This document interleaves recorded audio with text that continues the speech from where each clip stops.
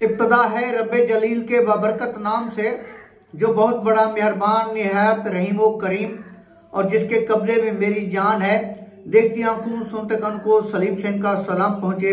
नाज़रीन, आज की दिल खराश स्टोरी, जी हाँ, लोधरा में गैरत या जुल्म, घरेलू तनाज़े पर 17 साल वकास का बेहमाना कत्ल हो गया।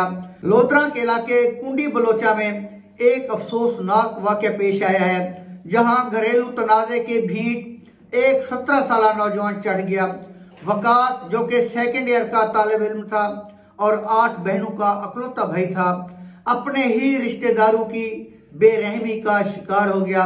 नाज़रीन, इस दिलखराश स्टोरी का जो पसे मंजर है वो भी आपके सामने पेश कर देता हूँ। मकतूल वकास की 2 बहनों की शादी करीबी रिश्तेदारों के घर हुई थी, लेकिन बदकिस्मती से ये रिश्ते कशीदगी का शिकार हो गए।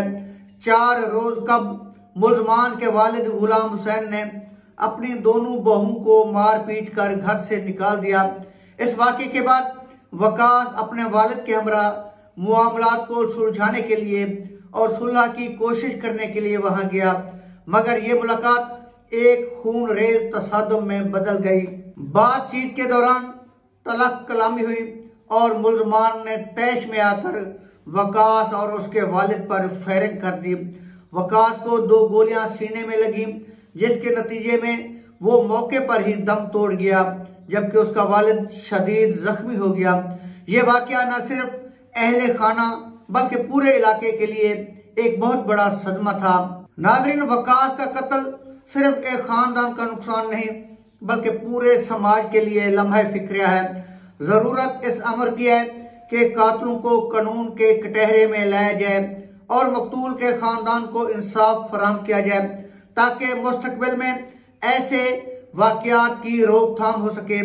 ये वक्त है कि मुआशरा इन सवालात पर गौर करे और ऐसे वाकयात के सद्देबाब के लिए अमली इक़दामात करे।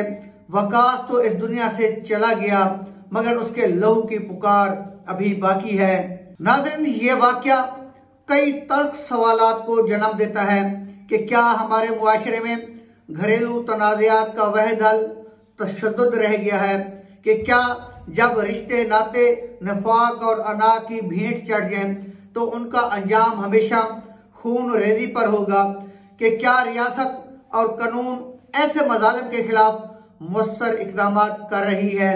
ये वो सवालात हैं जो जवाब तलब हैं। नाज़रीन, इसके साथ ही मैं आपसे इजाज़त चाहूँगा। इंशाल्लाह एक और स्टोरी के साथ आपकी खिदमत में पेश हूँगा। तब तक अल्लाह हाफिज़।